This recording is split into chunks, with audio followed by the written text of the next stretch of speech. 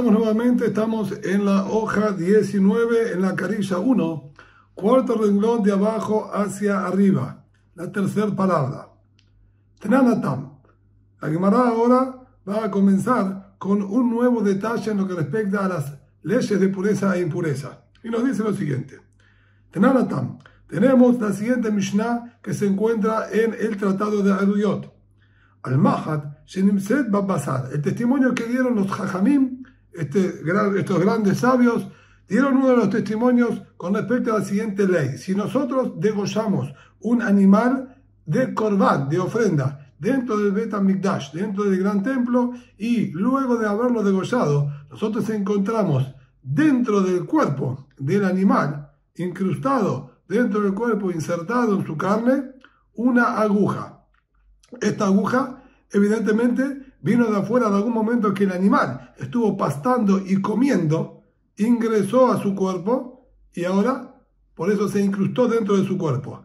El tema es que nosotros desconocemos la procedencia de esta aguja y puede ser una fuente de impureza o como un derivado de impureza. No sabemos exactamente cuál era el estatus. Sobre eso dieron testimonio y dijeron: Shasakin Beayadaim, el cuchillo con el cual se realizó el degollado y el cortado y descuelado del animal, y las manos de los Kohanim que estuvieron ocupándose de él, Tehorot, vamos a considerarlos como puras, y no vamos a decir que quizás tuvieron contacto con ellas, con esa aguja y se impurificaron. Voy a pasar también. Por otro lado, a la carne la vamos a llamar que está perfectamente impura. Dice la Gemara, Nimset Baperesh, continúa, esto es el texto de la Mishnah, Nimset Baperesh, sin embargo, si encontramos nosotros la aguja dentro de las secreciones, o más exactamente dentro de las deposiciones del animal, pero que todavía estaban dentro del cuerpo del animal, previos a salir, Hakol Tahor, está todo puro, incluso si la carne del animal. Amar Rabbi Akiva, dijo Rabbi Akiva sobre este testimonio, Zahinu she'en tum'at yadayim b'mikdash. Acabamos nosotros de merecer una información muy pero muy importante, que si bien nuestros Jajamim decretaron que las manos de la persona, ellas reciban impureza, se puedan impurificar, incluso que mantengamos al cuerpo puro, pero a las manos las calificamos de impuras y pueden contagiar impureza también a otros. Vemos que aquí dentro del Bet HaMikdash, dentro del gran templo, los Jajamim no hicieron ese decreto, no extendieron el decreto de ellos sobre las manos de la persona, incluso dentro del Bet HaMikdash, para evitar que se impurifiquen otras ofrendas y otras cosas santas y sagradas. Y por eso dijeron que incluso las manos de los Kohanim se mantienen completamente puras. Hasta aquí es lo que figura en la Mishnah del Tratado de Eduyot. Pregunta la Gemara,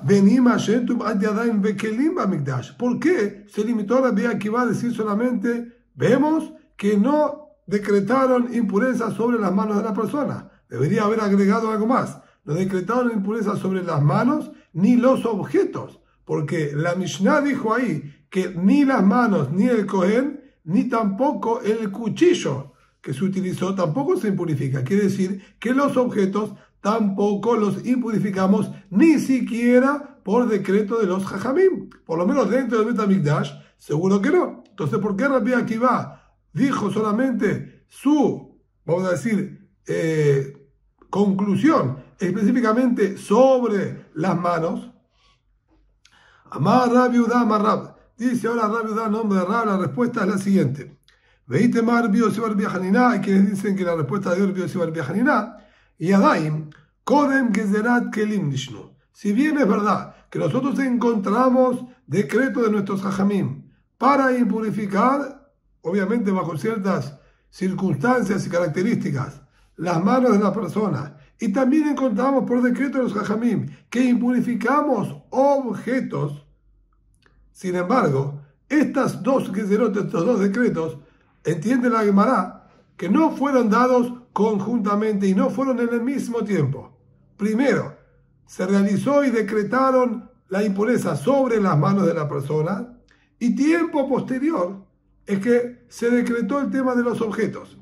Cuando Rabbi Akiva dio él su testimonio, o mejor dicho, dio su conclusión, su apreciación sobre lo que estaba estudiando, era entre un decreto y el otro. Ya habían decretado y habían prohibido, o impurificado, mejor dicho, las manos de la persona, y todavía no estaba el decreto de los jajamim de purificar los objetos. Entonces, ¿cómo pretendes que Rabbi Akiva diga, hemos conseguido de que no impurifiquen los objetos dentro del Bet HaMikdash, dentro del gran templo? Ni afuera tampoco encontramos un decreto así. Para aquella época en la que Rabbi Akiva dijo sus palabras, todavía no existía decreto de los jajamim sobre los objetos. Por eso es que entonces Rabbi Akiva dijo sus palabras solamente sobre las manos. Amar Rabá, dijo Rabá, ¿cómo es posible esta respuesta? No acepto una respuesta como esta. Beatar Bayu Bo Bayom Gazru. Las dos fueron decretadas conjuntamente. En aquel día que se reunieron los jajamim, los grandes sabios, en aquel altillo de otro jajam, de otro gran rabino, Rabbi Hananiah ben Hizkiah ben Garón, él prestó su casa y ahí se reunieron todos los jajamim de su época para dilucidar y determinar muchísimas gezerot, muchísimos decretos. El Talmud dice en el tratado de Shabbat que 18 decretos determinaron en aquel día. 2 de ellos son la impureza en las manos de la persona y la impureza en los objetos por decreto de los jajamim. Fueron dichos conjuntamente. Esto es lo que pregunta aquí la Gemara. Ditnan, como estudiamos en la misión del tratado de Zabim, Hasefer. Ahí estaba hablando puntualmente cuáles son las cosas que impurifican a la terumá. Alimentos de terumá, panes, vinos, etcétera, que tienen condición de terumá, son más susceptibles a la impureza, como estudiamos, que cualquier alimento común. Y sobre ellos encontramos las siguientes, vamos a decir, limitaciones y sensibilidades a la tumá. Hasefer. Si un libro de Torah, un escrito, un pergamino de Torah escrito con un humash, con las palabras de Torah y los pesukim como corresponden, ellos, si tienen contacto con un alimento de terumá, lo impurifican. Esto también fue un decreto de uno de los 18 que hicieron en aquel día, que tenía como objetivo cuidar a los alimentos de terumá. Lo que pasaba es que los alimentos eran muchas veces atacados por ratones y otros tipos de animales que se veían atraídos por la comida, y la gente tenía una costumbre: como los alimentos de terumá tienen cierto nivel de santidad, solían guardarlo al lado de las cosas que también tienen santidad, y los ponían y los guardaban conjuntamente con los pergaminos, con las palabras de Torah, los pesukim, los humashim, los neviim, etc. Ahora bien, los ratones venían a comer de aquellos panes de terumá y automáticamente dañaban también los pergaminos y las palabras de Torah que estaban escritos en ellas. Para preservar y conservar la kedushá de estos escritos, vinieron nuestros jajamim y decretaron: no pueden tener contacto.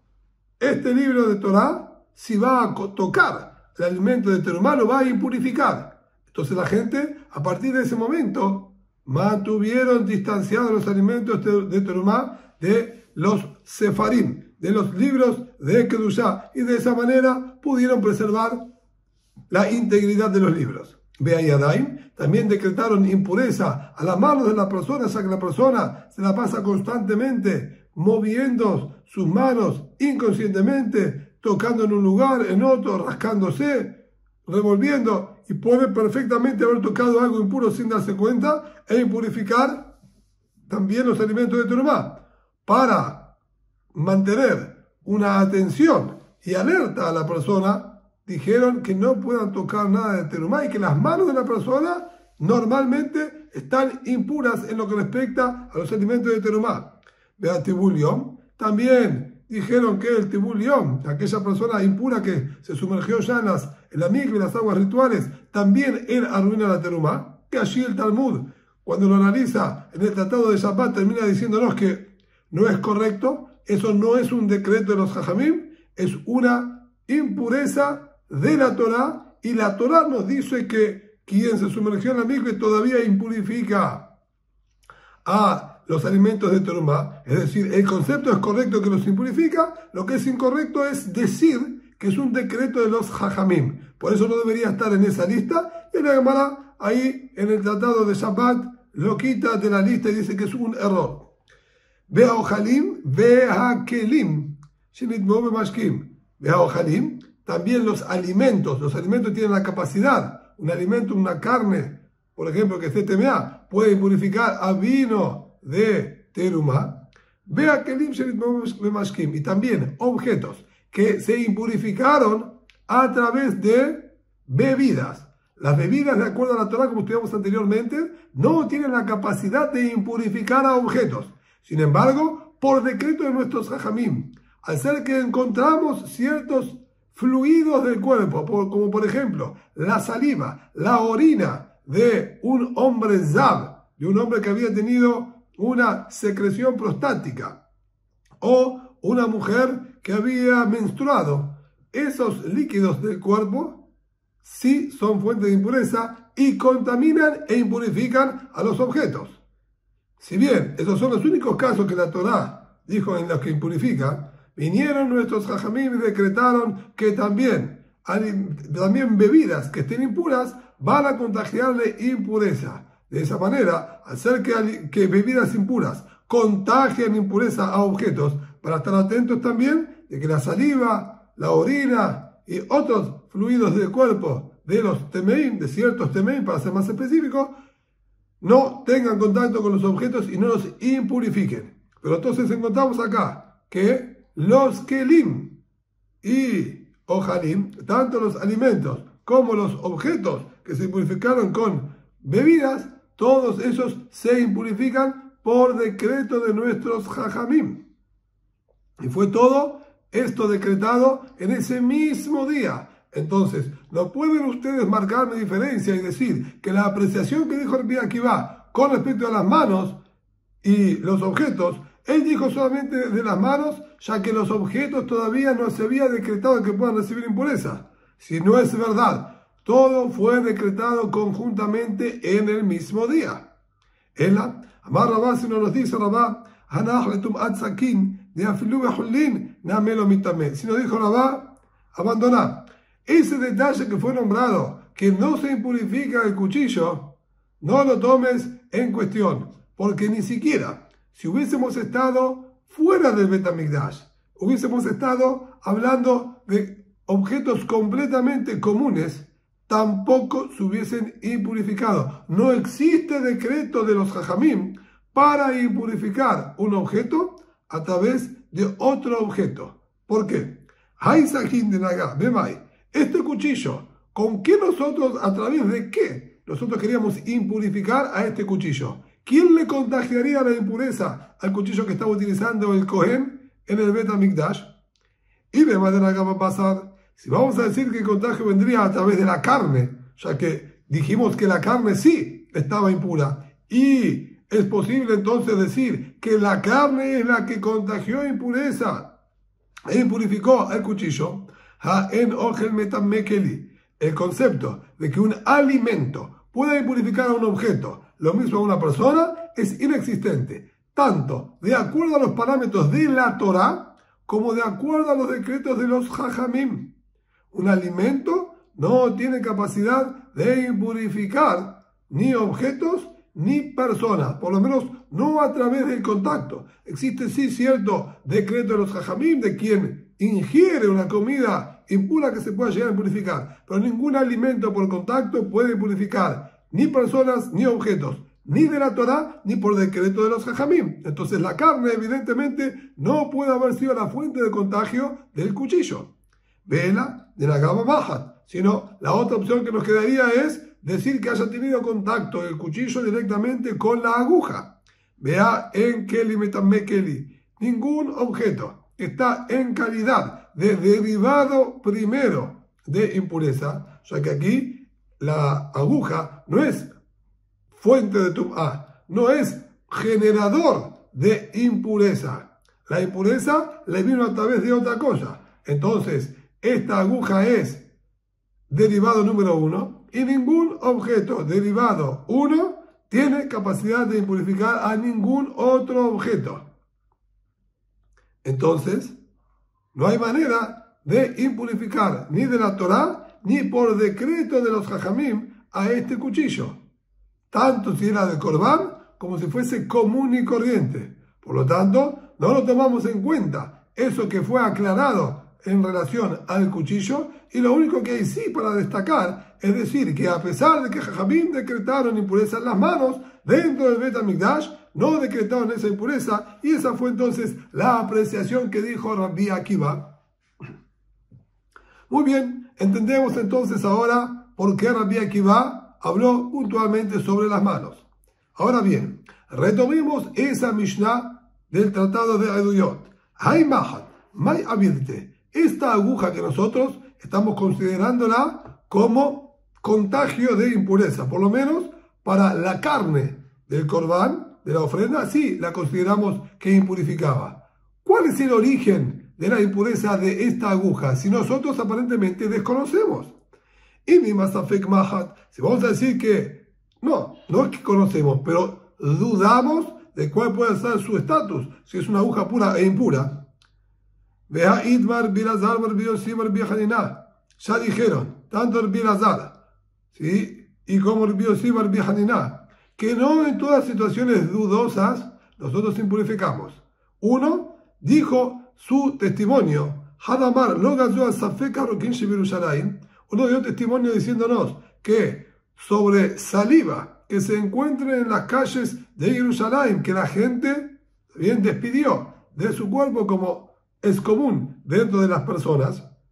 Si bien la saliva, como nombramos anteriormente, que sale del cuerpo de un zab, de aquel que tuvo secreción prostática, de una mujer que tuvo menstruación, de una mujer que tuvo pérdidas de sangre, etc., son salivas que impurifican y hasta incluso tienen la capacidad de impurificar personas y objetos porque son abatum'a, son generadores de impureza. Sin embargo, cuando nosotros veamos uno de ellos en las calles de Jerusalén, nosotros no vamos a considerarlos como impuros y nada que haya tenido contacto con ellos se va a impurificar. Este es el testimonio que dio uno de estos dos grandes Jajamim. Bejadamar, y uno dijo, el otro, tampoco decretaron impureza sobre objetos que nosotros encontremos en las calles de Jerusalén y desconocemos su paradero, de dónde y hacia dónde es que van estos objetos, quién los dejó, cómo llegaron hasta aquí, si alguien los tocó, los impurificó o no, desconocemos, vamos a considerarlos que son teorim, que son puros y no van a contagiar impureza a ningún otro. Entonces claramente vemos que un keli, un objeto que es dudoso su estatus, dentro de Jerusalén, que era un lugar kadosh, era una ciudad santa, y más aún dentro del Bet HaMikdash, que es lo que estamos hablando nosotros, no vamos a considerarlo impuro por las dudas. Entonces, ¿por qué la aguja esta la consideramos impura? Aquí estamos hablando que a esta persona, quien trajo el animal como ofrenda, se le había extraviado una aguja que había sido tocada por alguien que había tocado a un muerto. Es decir, el muerto, generador de generadores de impureza, fue tocado por una persona. La persona se contagió de impureza y lo transformamos a él en generador de impureza. Abatum'a. Este hombre tocó la aguja, la impurificó, estando en nivel derivado 1 de impureza. Y así es que perdió su paradero, se le extravió. Ahora, cuando degollaron al animal, encuentra la aguja, Vehikirá va a pasar. Y dice aquí la Gemara, la reconoció dentro del animal. Esta es la aguja que se me había extraviado. Entonces tenemos una aguja que no es dudosa ¿cuál es su situación? Es seguro que esta aguja era Rishon Letum'a, era derivado uno de impureza, y por eso impurificamos nosotros la carne. Segunda respuesta que dice el Talmud, esta vaca, el dueño que la trajo con un bozal puesto en su boca para que no coma en campos ajenos mientras venía él caminando. Y él vino desde las afueras de Jerusalén con su animal. Entonces, si él vino de las afueras con el animal, ¿sí?, con un bozal en su boca, tenemos plenamente la seguridad que la aguja entonces no entró a su cuerpo en la ciudad de Jerusalén, entró en las afueras de Jerusalén.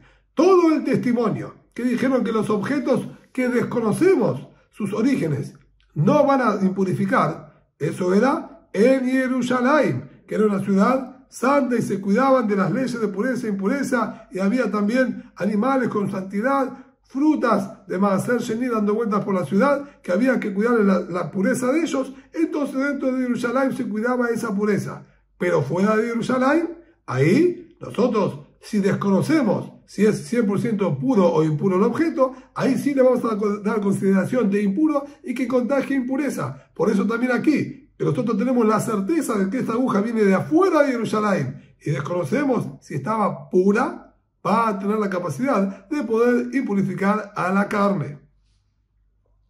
Ahora bien, tenemos entonces claro dos maneras de explicar cómo es que esta aguja puede contagiarle impureza a la carne. O porque tenemos certeza de que estaba impura, reconoció que esta era la que se le extravió, o porque vino de afuera de Jerusalén y objetos de afuera de Jerusalén que no sabemos sus orígenes, tenemos que impurificarlos por las dudas. Sobre esto sigue cuestionando la Gemara y nos dice así: Gufa, Rabbi Elazar, Rabbi Yossi, Rabbi Hanina. Dijimos entonces recién que Rabbi Elazar y Rabbi Yossi, Rabbi Hanina, ambos dieron testimonio. Hadamar, uno testimonió que las salivas que se encuentren en las calles de Jerusalén no impurifican. Hadamar, y el otro dijo, objetos que no sabemos sus orígenes, si están en Jerusalén no impurifican. Muy bien, dice la Gemara, Roquín Tanena, Kelim Tanena, tanto lo que hablaron con respecto a la saliva como lo que hablaron con respecto a los objetos ya fueron estudiados en las Mishnayot. No entiendo para qué estos grandes amoraim tuvieron que darnos testimonios sobre esas situaciones cuando están escritos en una Mishnah. Es innecesario que ellos nos digan algo que ya figura en las Mishnayot. ¿Dónde vemos esto? Roquín Tanena. El tema de la saliva lo vemos escrito claramente en la Mishnah, en el tratado de Shekalim. Titran, la Mishnah dice claramente ahí, toda la saliva que se encuentre en Jerusalén es pura. No vamos a impurificar nada a través de esas salivas. Hay una sola excepción. La saliva que se encuentre en el mercado, que se encuentra en la parte superior de Jerusalén, ese, sí, ahí en ese lugar vamos a considerarlos impuros. ¿Por qué? Esa era la zona que se había destinado para las personas impuras que estaban en Jerusalén, para que ellos no afecten y no impurifiquen a las demás personas, a los objetos y alimentos de las demás personas. Tenían una zona exclusiva en Jerusalén para los impuros. Ahí, sí, es verdad, de encontrar alguna saliva en las calles de esa zona, ahí sí impurificamos. Pero vemos entonces que en la ciudad de Jerusalén, normal en general, no impurifican. ¿Está bien claro en la Mishnah? ¿Para qué entonces el Emorá tuvo que aclararnos? Dice el Emorá, no es así. Tzerija, es necesaria la aclaración de este gran Emorá. Él vino a enseñarnos, incluso, si nosotros tenemos la certeza que por aquí, por la zona baja de Jerusalén, donde no tendrían que caminar los impuros, sabemos con certeza que estuvo caminando hace un instante un Zab, una persona impura, que es generador de impureza y que su saliva también es generadora de impureza, hace un instante estuvo caminando por acá. Igualmente, yo voy a decir, si encuentro una saliva, va a ser pura. Pero En Jerusalén no decretaron, sí, en Jerusalén no decretaron porque normalmente no está esta gente. Ahora que sabemos con certeza que estuvo este generador de tum'á, de impureza, caminando por las calles, quizás fuese distinta la ley, y ahí sí ante la duda impurificaríamos. Sobre eso vino la aclaración de Gran Emorá a decirnos, no señor, bajo ninguna circunstancia, si no sabemos con precisión que salió de la boca del impuro, no va a impurificar. Esto es lo que el Emorá quiso agregarnos con su declaración. Kelim, Tanera, y también con respecto a los objetos, ya estudiamos que no impurifican. Ditran, otra Mishnah también ahí mismo en el tratado de Shekalim. Con la Kelim en Yerushalayim, todos los objetos que se encuentren en las calles de Jerusalén. De si los encontramos en el camino de acceso a la Tevilá, el camino de acceso al baño ritual, entonces esto seguro es un indicativo que son temeim, que son impuros. ¿Por qué? Ellos tenían un camino de ingreso para el baño ritual y un camino de salida, de egreso. Evidentemente, si yo encuentro los objetos en el camino que conducía hasta el lugar del baño ritual, son objetos que estaban impuros y que estaban siendo transportados hacia el lugar para purificarlos. Se les cayó sin darse cuenta, se les extravió y por eso quedaron en la mitad del camino. Pero tengo una demostración de que estos eran impuros. Entonces, solamente así dice la Mishnah, estos que se encuentran en el camino de acceso a el baño ritual es que están impuros. De alma, teoría, pero quiere decir que el resto que nosotros encontremos en las calles de Jerusalén, esos sí van a estar puros. Entonces, ya acá claramente la Mishnah nos está enseñando esto. Belitamich, le dice la Gemara, de acuerdo a tu motivo, es decir, de acuerdo a tu análisis en aquella Mishnah, ya que no está escrito explícitamente, es en base a una deducción. Es perfecto. Entiendo el carácter deductivo que estás tomando en esa Mishnah, pero siguiendo ese mismo sistema, fíjate lo que está escrito al final. Derech aliyat teorim. En cambio, los objetos que se encuentren en el camino de salida del baño ritual son puros. Así es la continuación ahí de la Mishnah. Ahora bien, frenemos y hagamos el mismo análisis que tú has propuesto. Solo los que se encontraron en el camino de salida son los que están puros, porque decimos, acaban de sacarlos y están puros. En cambio, los que encontremos en general en la ciudad de Jerusalén, que no tenemos la certeza que acaban de ser sumergidos en el baño ritual, vamos a decir que están impuros. Entonces, ¿cómo es que puedes determinar de la primera parte de la Mishnah? Si hacemos nuestra deducción, saldría que son todos los demás puros. De la última parte, saldría como deducción que son todos impuros. Ya que la primera parte dijo, solo los que estaban en el camino de ingreso son impuros. ¿Se entiende que el resto no?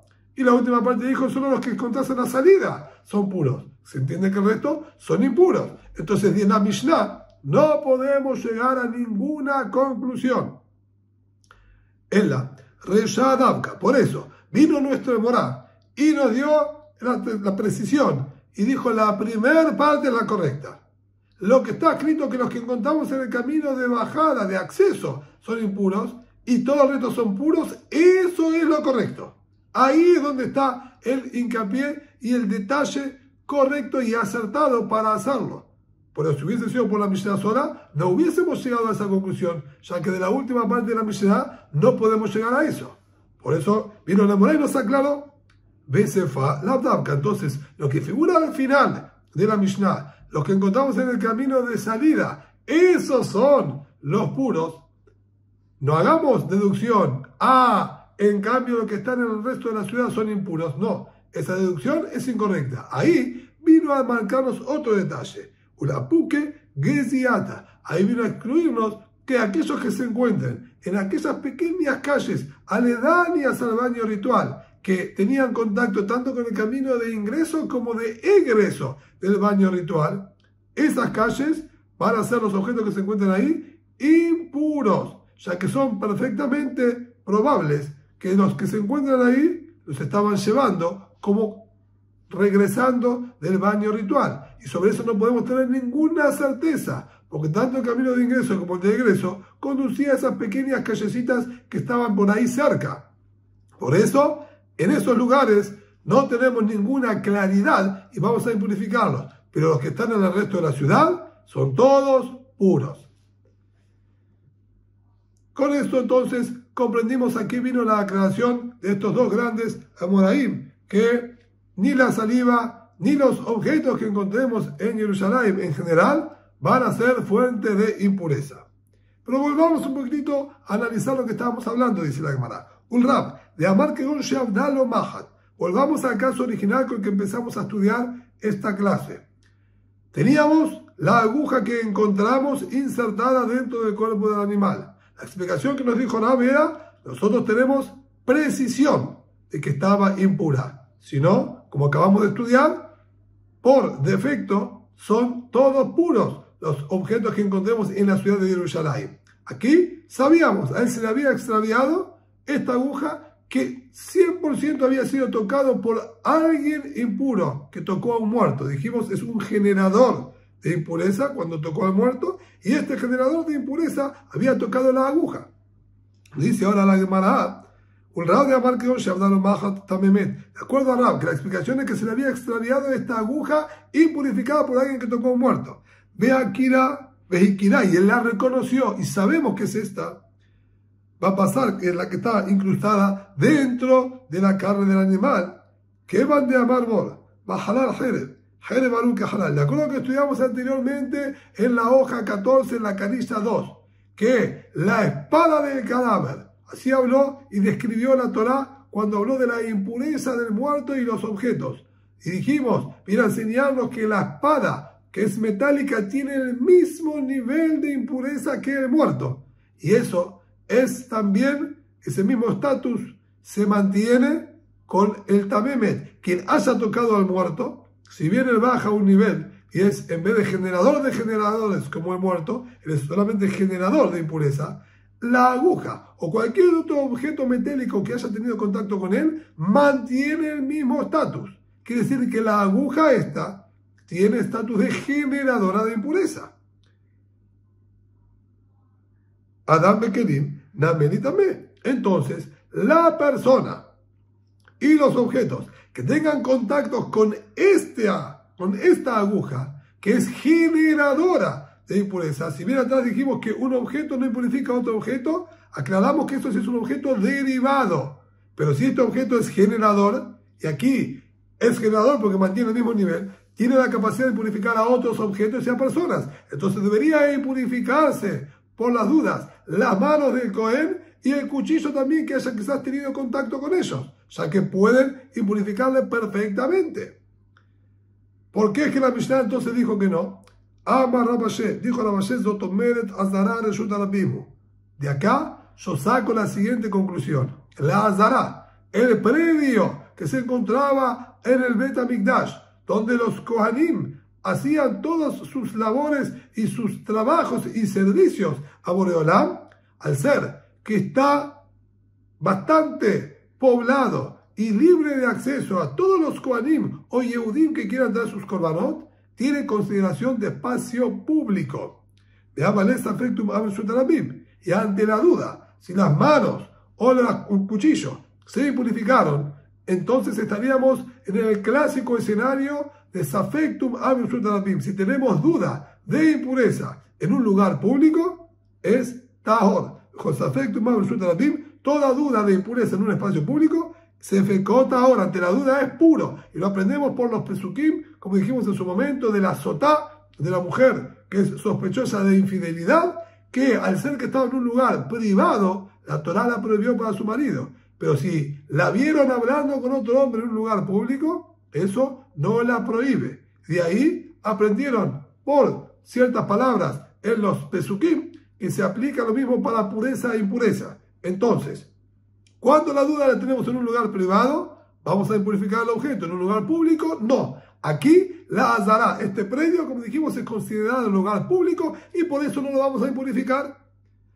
Dice la Gemara, pero de tratarse entonces de un lugar privado, ¿lo prohibiríamos, impurificaríamos a las manos y al cuchillo? Una aguja, evidentemente no tiene la capacidad de análisis y no le podríamos consultar. ¿Tienes idea de lo que pasó aquí? Y al ser justamente que aprendimos de la sotá, de la mujer sospechosa de infidelidad, las alajot, las leyes de pureza y de impureza ante una duda, con Davar Shemodat Israel, todo objeto o toda cosa o cuestión que no tiene edad, no tiene mente e inteligencia para ser consultado, tanto en vía pública, lugar público como privado, ante la duda es puro, ya que no es comparable con la situación de la mujer infiel. Ahí la duda la tenemos con respecto a la mujer, y la mujer tiene edad, tiene sapiencia, tiene capacidad. Entonces, cuando lo aplicamos también a pureza y impureza, tiene que ser en la misma situación, no sobre objetos y cosas inertes. Entonces aquí deberíamos purificarlo siempre, no solamente por estar de Bet HaMikdash. Contesta la Gemara, si bien es verdad que la duda la tenemos en el objeto, pero esta duda vino a través de la acción y actividad del ser humano. El Cohen es el que estaba moviendo sus manos y manipulando el cuchillo.